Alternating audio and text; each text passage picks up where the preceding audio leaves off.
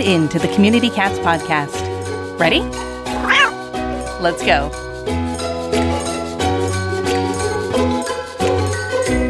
Welcome to the Community Cats Podcast. I'm your host, Stacy LeBaron. I've been involved helping homeless cats for over 20 years with the Merrimack River Feline Rescue Society. The goal of this podcast is to expose you to amazing people who are improving the lives of cats. I hope these interviews will help you learn how you can turn your passion for cats into action. And today we are speaking with Dr. Christine Monroe as well as Rhonda Shaffer. They are both from Spay Neuter Northwest. Dr. Monroe is a graduate of Michigan State University College of Veterinary Medicine and has been a practicing veterinarian for 31 years. Currently, Dr. Monroe owns and operates Spay Neuter Northwest, SNNW, in Ferndale, Washington. SNNW is a spay neuter exclusive clinic that provides quality, affordable spay neuter services for dogs, domestic cats, and feral community cats. Dr. Monroe and her assistant trapper, Rhonda Shaffer, also pioneered the Rescue Pet Vet TNR program in May of 2021 and the Feral 25 program in February of 2023. Spay Neuter Northwest, along with its feral cat programs, proudly provides Whatcom County and its residents unique opportunities for all-inclusive professional start to finish feral cat services. This dedicated two-woman team has provided compassionate, humane TNR spay neuter services to approximately 3,500 feral cats, with most of their feral cat work being done above and beyond their standard work week. Spay Neuter Northwest, Dr. Monroe and her team work collaboratively with local rescue organizations and the local Humane Society to help educate the public about their services, provide spay neuter assistance vouchers, and to offer financial assistance towards their feral cat programs. Lastly, from their work with feral cat colonies, Dr. Monroe and Rhonda developed the Rescue Pet Vet Foster Kitten program, which fosters and adopts into forever home socialized feral kittens from their last litter program, and rescue transfer kittens. Their feral models are helping feral cats one colony at a time, helping reduce feral cat overpopulation, and helping improve the lives of feral cats. And I think there's a new one, Dr. Monroe, called No Excuses. That's correct. So welcome both of you to the show. Dr. Monroe, first and foremost, please tell us, why'd you get so passionate about cats? My passion for cats in general, of course, has been lifelong. I've always wanted to be a veterinarian. But when it narrowed down to specifically feral cats was a little later in my career. After I had retired, what I call retiring from private practice, I started a mobile service, veterinary service that provided services for nonprofit organizations only. That said, through those services, I started filtering in feral cats. I had never worked on feral cats. I figured it out. I headed it up, and I found this passion deep within. Rhonda and I call it our soul ping. These feral cats just ignited something in me that started a passion. Amazingly enough, no other veterinarians wanted to deal with feral cats. So that left what I considered me. So I shouldered it. I headed it up. And from there in 2019, decided that, you know what? I feel like I can do a better job at this. So my relationship with Rhonda, we decided to head up a feral cat program on our own. And I bought a van that we could transport the cat. I had the mobile clinic, which at that time was pretty much parked at my place of residence because of COVID. And we started a plan that started over breakfast at my home.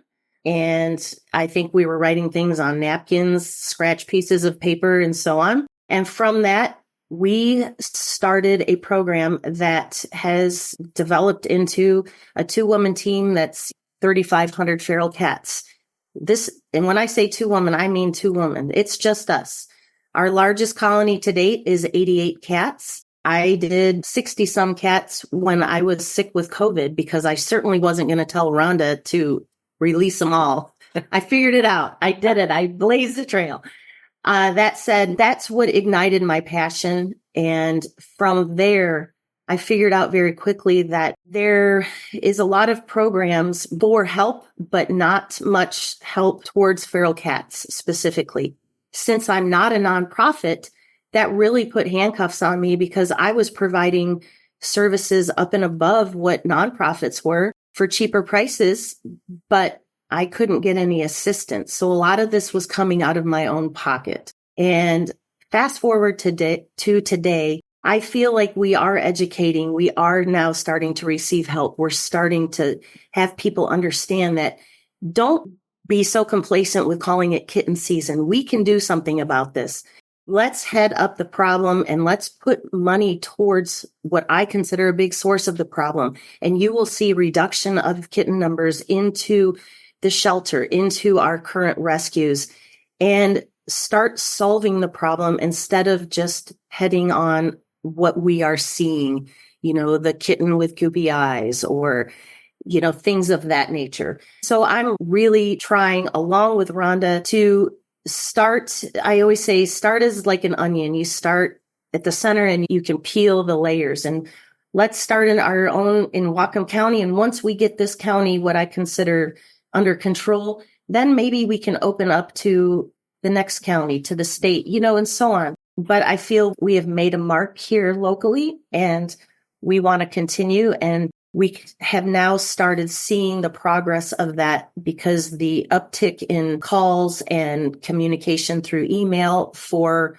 feral help is increasing. Rhonda, do you have anything to add? That was great. I would say my passion has always been within me. I've always been an animal lover, always had cats. We were just talking yesterday about how I've been working for a previous organization, started out as a volunteer, and somehow started doing their feral cat trapping. And in that organization that was developed for stay and neuter support for community members, feral cats were just tucked in when the schedule was open to them. So basically a third arm program. I'm incredibly grateful that, quote unquote, just have Rhonda do it. The feral cats was dumped in my basket, so to speak, because it, like Dr. Monroe alluded to, a soul ping that I didn't knew existed within me. And today I am incredibly proud of the work that we have done and the igniting that is happening for people individually, groups in our community, and especially everybody collectively for the feral cats. I often refer to feral cats as choiceless and voiceless, doing what they do best and wired to survive and thrive. And they do that amazingly well. And the essence behind education and people collaborating and understanding how to be effective in a solution without carrying the entire responsibility on their own is something that we are really proud of in the development and evolution of programs and opportunity within our clinic. And Dr. Monroe is right. We were having breakfast and it was just ding, ding, ding. We can do this. We are doing this, but we did it from a smaller scale to a much larger scale. And the ceiling is not even evident anywhere close to us. And so very incredibly proud of the work that we've done and doing and the people that are behind us and with us in making it better for feral cats. That's great. I can't tell you how many times I hear that an initiative is started around a kitchen table. I think there's something about like coffee, Exactly. kitchen, food, and brain cells. I don't know, but there are many stories out there about nonprofits that have started, but like, oh, well, we were just sitting in the kitchen and we were talking and this is where we got to it. So not to belittle the strategic thought, because it's incredible the amount of awareness and the thoughtfulness that went into thinking about this model. Maybe it exists somewhere else in the country, but I'm not aware of it at such a significant level, 3,500 cats. And so I'm very familiar with the mobile clinic model, but it usually starts with, a team of people just making their appointments to bring the feral cats in. But it sounds like, Rhonda, you are, as a technician, more involved in that TNR part. You're out there actually trapping the cats, or are you coordinating with nonprofits and developing relationships with those TNR groups to say, we're going to do 40 ferals and each group is going to bring 10. Are you more of an organizer, or are you actually tactically hands-on? I would like to say that I'm an organizer, but I'm not very organized. So I can tell you that the bulk of my experience has been hands-on trapping. Dr. Monroe and I often say, and I will say very proud, soul warming of, we say, a trapper and a vet, you bet. And that is inclusive of another analogy that Dr. Monroe says, start to finish. And there has to be great plans in understanding the process. And trapping a cat without, we also say ABC, appointment before containment. Trapping a feral cat without a scheduled appointment is, well, I would say cruel. At any rate, yes, I have done trapping. I absolutely love it. It's at times indescribable. Dr. Monroe alluded to the largest colony that we have trapped. I was trapping, and oftentimes, as you are probably aware, people might guess at the number of feral cats they predict that they have seen or need to be trapped. That always has been a much larger number for us. And so the largest colony that I have trapped, and Dr. Monroe it is such a well-oiled machine. Surgery, I mean, she is a powerhouse veterinarian. 88 cats, 88 feral cats, and the numbers decrease. Some are smaller, some are larger. So yes, most definitely hands-on trapping. We have our own equipment. Another part of under the no excuses umbrella is people can rent our equipment for a small colony trapping of their own, caretaker, trap, and transport. So I love it. And I am incredibly grateful to say that I have trapped cats because I understand the process, and it makes it so much easier to share and invite people in and help them understand that it is truly a process and a gift. Oh, that's fantastic. So I'm going to try and take the path of a trapped cat. So you're out in the field, Rhonda, you're out trapping that group of cats. Hopefully you're doing probably a mass trapping, trying to get, one colony, get it done, and then go to the next one with monitoring, always having to monitor our colonies in the back to make sure if they're newcomers, that there's a plan in place for that after situation that we hope never happens, but definitely happens. You've got cats trapped. You're bringing them into the clinic. You've got your transport van. They come into the clinic. You have a mobile spay neuter clinic. So what I'm envisioning, Dr. Monroe, and you can tell me if I'm wrong, I'm very familiar with the RV style spay neuter clinic that's made by a variety of different organizations where it has like 30 cages in the mobile unit and the surgical suite is in that mobile unit. Is that the type of environment that you're working in? Mine is more of a full service veterinary trailer. It's smaller scale. It's got one surgical table, one tech table. It's got a dental unit and so on. So it's, kind of the same, but just scaled down. Okay. Because the initial intent of the trailer was not mass spay and neuter feral. It was more for spay and neuter and medical care. And so things evolve, and I'm not afraid to evolve and choose a path. So that is that. Just same, but scaled down. My big question with any type of those surgical environments is always, how to deal with the volume of the traps coming into the clinic and managing them in that clinic space. And then how do you handle recovery after the fact? So would you be willing to talk about what your process is there? Absolutely. So typically with the larger colonies, we do phases, say over a weekend, Friday, Saturday, and Sunday. And it may be in waves. But the first wave, I have property and I have a dedicated horse stall with tables set that we would put cats in.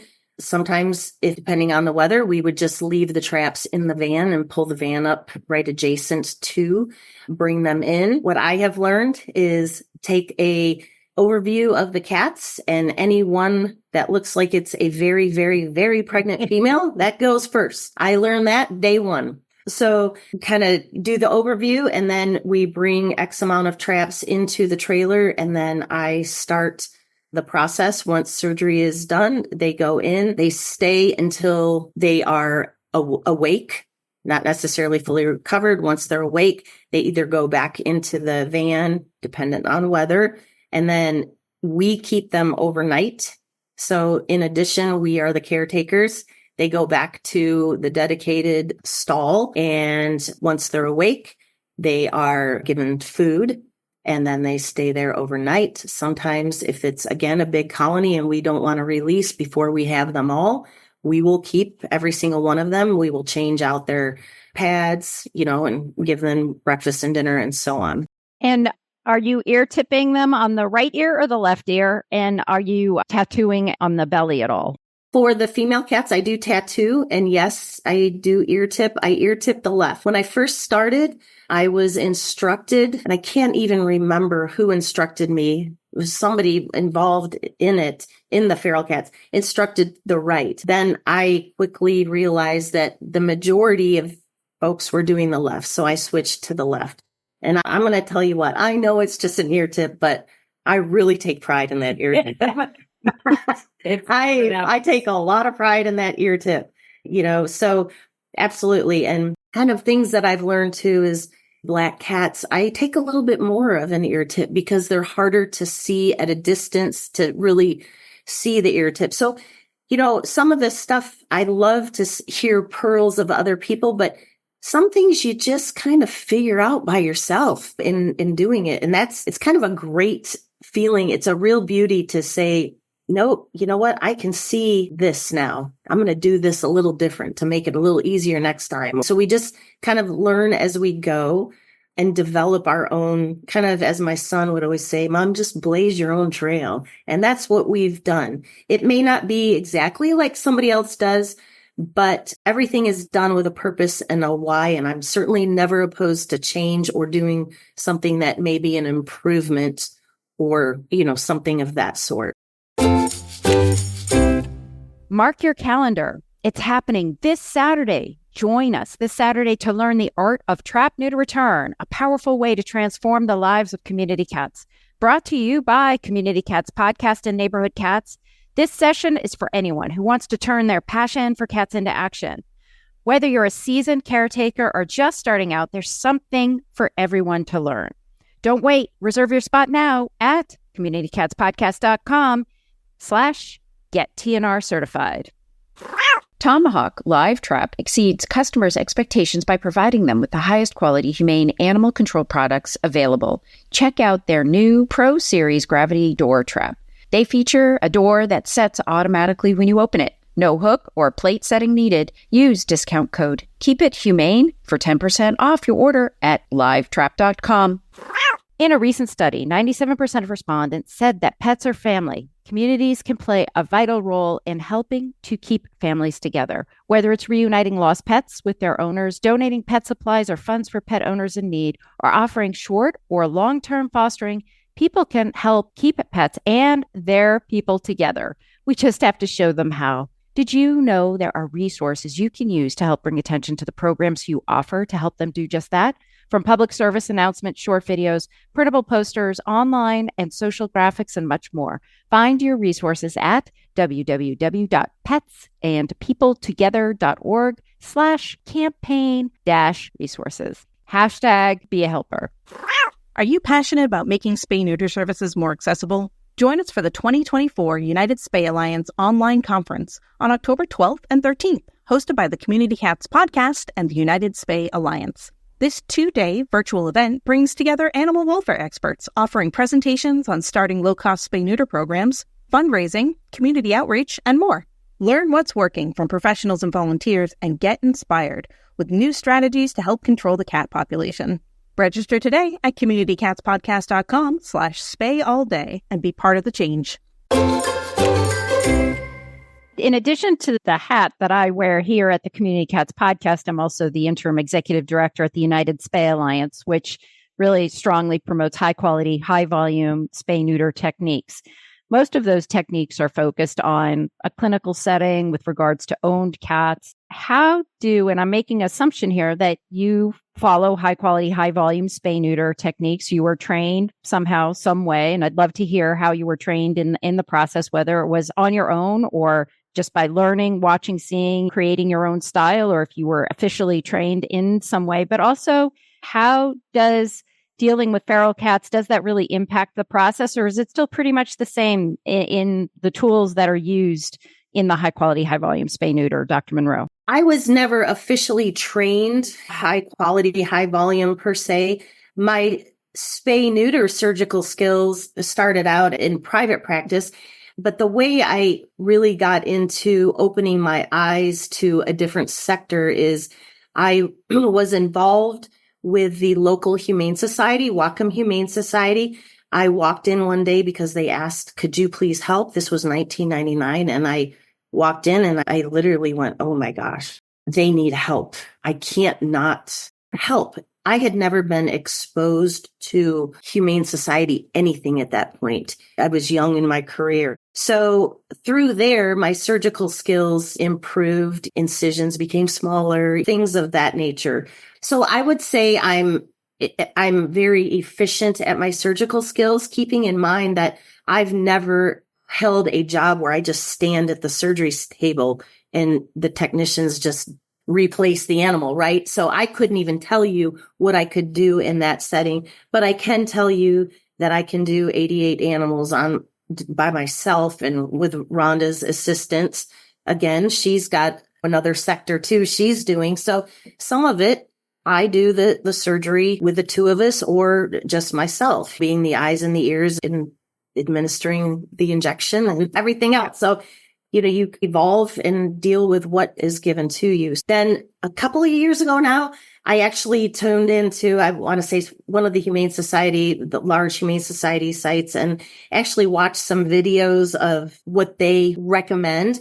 And I was like, okay, I'm pretty much already doing that. But I did take home a few little pearls. I'm like, how did I never think of that? And so, there were some things there.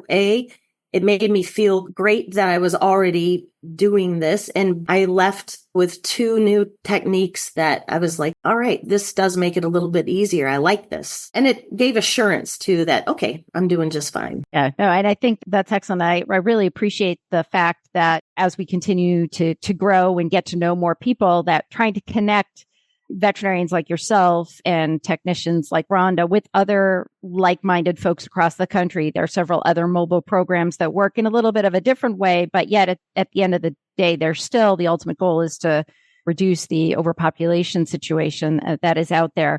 I want to make sure I cover one thing because you are both extremely strategic oriented thinkers and very thoughtful.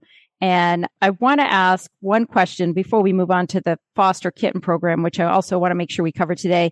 Your measures of success. So you were talking about that there was more awareness of your program for feral cat colonies. So does that mean your demand is higher? I'm assuming, Rhonda, you may answer the phone a fair amount of the time.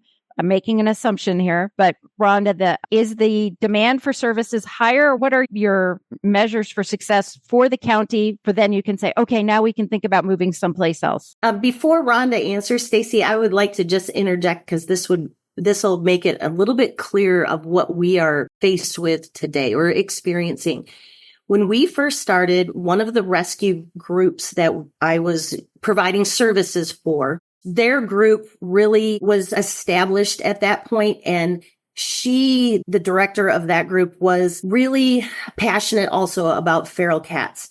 So she directed a lot of quote unquote business, I guess you could say, our way. At that point in time, it was more large colonies. So, 66, 40, 35, 25, large colonies.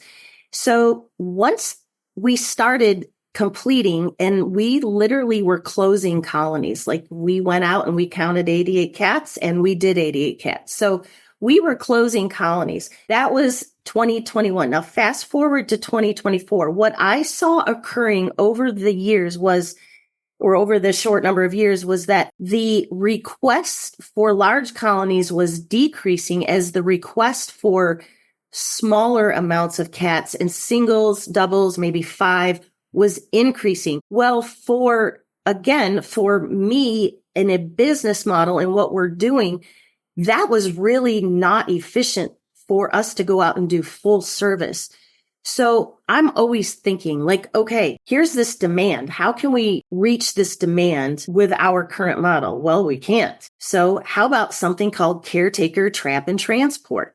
We show you how to fish, basically. So we would rent out traps, provide instructions, then when to start acclimating, when to trap, when to meet us at a meeting point. We get the 8 cats done, then we meet back, etc. So fast forward now to Spay Neuter Northwest, the influx of communication is really more of the demand of those, what we call smaller demands, but more volume of the smaller demands. Now I'll revert it to Rhonda. Thank you. So the evolution itself of not only our initial onset of services for feral cats at the time, we're recognizing while I had come from a place of trapping a small number of feral cats at a time, Dr. Monroe is very profound and well known and highly regarded and respected as a private veterinarian, her influence and help at the Humane Society rescue groups. So in this community, she is a pulse point for animal welfare and care and extraordinary service. I myself has had a lot of experience and time volunteering for different groups and organizations. So when we came together, I would say there was okay, it's going to be all right. And with that cheer and support, the evolution of different opportunities to support our community and the cats within, and understanding that if we take things back and look from where it's coming from, it is bringing the people that feel really stuck at 1 or 2 or 10 cats.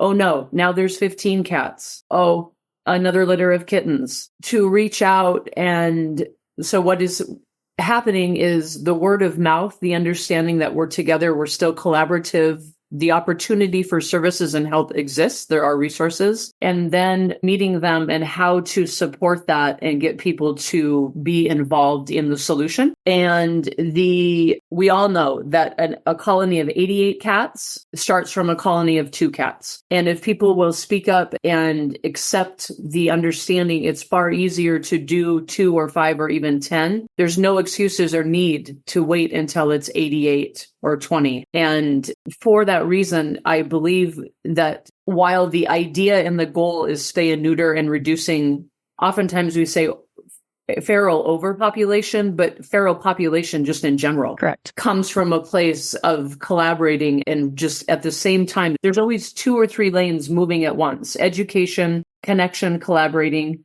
and letting people know that we're here, but we need help. Everybody has to have quote unquote skin in the game in this community, teaching so many people how to fish, if you will, all these great analogies. Yep. Is in the long term the best solution. For sure. And what your metrics are actually showing you based on the calls, and this happened at Alley Cat Advocates in Louisville, Kentucky, with their spay neuter program, which is only for feral cats, those large colonies. Now they are at that, getting the 1 to 2 to 3 sort of little points on the map. And you're dealing more with the general public rather than an organizational connection. And 80% of the people who attend our TNR certification workshops that we have on a monthly basis here at the podcast are individuals. They're individuals who are just trying to help a couple of cats in their backyard. They're not out there to be a star in the animal welfare space. They just want to help the cats in their backyard. And so that is their why. And now we're having to pivot or adjust our programs to fit that model versus okay, we're going to go in and we're going to deal with this 80 cat colony situation here. Before we run out of time, I want to make sure that, and Rhonda, maybe you want to address this, the Rescue Pet Vet Foster Kitten Program. Would you like to share what that's all about? If I may, Dr. Monroe alluded to how when we have large colonies come in, take a sneak peek and check. And oftentimes the physical presence of a feral kitty holding themselves up, it's hard to see at just a glance what we have trapped. May of 21 is when we started our feral cat TNR program. We were at Dr. Monroe's residence, and it was a gorgeous May day, our first colony, and we had trapped kitties. And the colony placement, their home was not too far from Dr. Monroe's. So there was some traveling back and forth. And when it was time to start surgery was when we realized that a feral mom had given birth in her trap to 4 wiggly little darling kittens. And we thought, oh boy. And then we realized, well, what do we do? So it was a previous TNR client agreed to foster that mom and her kittens. She had a very private space to keep them together because you trap the kitty to spay her, but you can't spay her. You don't want to turn her loose.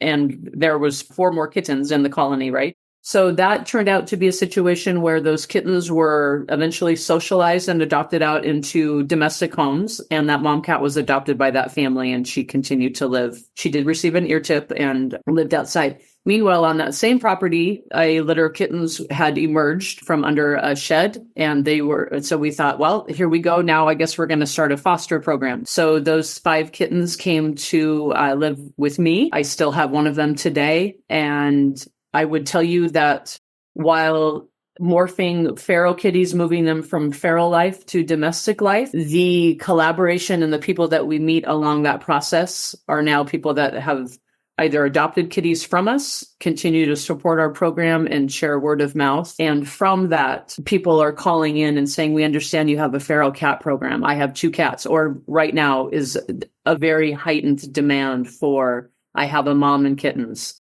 So you probably also have a tomcat. Yes, I've seen one. And that is what I would say right now is between emails and phone calls coming in. It is by far the busiest time, but highest demand. And I would say unequivocally, it is people understanding now that there's a resource right here locally. Dr. Monroe, if folks are interested in finding out more about your organization, how would they do that? And is there anything else you'd like to share with our listeners today? I would love to share that through this evolution of what we have started and where it is today. The other neat thing about my position is I have been in private practice. I've helped start the veterinary program at the Humane Society while working at private practice. I was their veterinarian for 6 years. I worked with rescues. I do the TNR. So I've kind of seen totally different aspects of what we do, animal advocacy. I really, really, really strongly believe we will not spay and neuter ourselves out of the problem. We're just never going to do that. It is human responsibility or irresponsibility of how you want to take a look at that. And there has to be, with everything we do, a little snippet of education that goes along with it. Because if we just, I call it, if we just skim the surface and take in these little kittens, we've improved the lives of those kittens, but we've done nothing of where they came from, why they're there, the male and female that exist. And people really are receptive to the education, and don't assume that people won't spend time and even spend some money towards it, because that is incorrect. Take the time. You don't have to spend a lot of time doing it. But if you have a vested interest in it and say, we can help, this is how we can help, but this is what you're going to have to do, you're going to have success. And you're going to have a person that will say to the next person, hey, you know what? I had a feral cat. Call this organization or do this. They'll rent you a trap. It only costs $25. You will start a communication chain that will eventually help reduce the population, will help improve the lives. And the beauty of what I have in this county is a humane society where I can look at numbers. Mm-hmm. Every year I can go in and take a look at how many feral cats were relinquished. Guess what? That's going down. Or guess what? Now they can do a working cat program because less are going in. You know, things that people aren't privy to that we can now start seeing the effects of. So that is my thing. There's really no excuses anymore, but we will not spay and neuter ourselves out of it. Let's give that snippet of education, because the education is the lasting part of it, and that will go from person to person. Right. And I'll add to that, because we used to say we can't adopt our way out of this situation. So there's the second line here, as you're saying, we can't spay neuter our way out of this. With that being said, I can say from back in the day in the 90s, one thing when we did start having affordable, accessible spay neuter programs, we had business cards. We gave those business cards to all the local animal control officers, and they loved us because they were looked at as the good person in town, because they were able to pass along a resource that then those folks were able to get the assistance that they needed.